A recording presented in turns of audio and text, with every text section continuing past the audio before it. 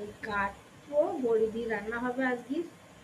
গাছের কুমড়ো খেতে হবে, সবাইকে দিতে হবে, আর এটাই রান্না দেখাতে হবে।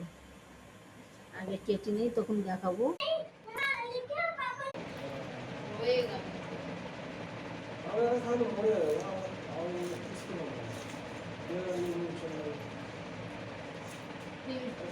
আগে খা যায় চান করে নিয়েছি, দেখো ফ্রেশ হয়ে গেছি। ঠান্ডা দুধ হো গেয়া, ঠান্ডা দুধ হো গেয়া। এগুলো কাটা হয়েছে, আরো কাটবো।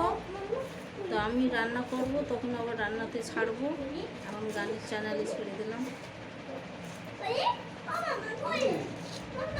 হুম।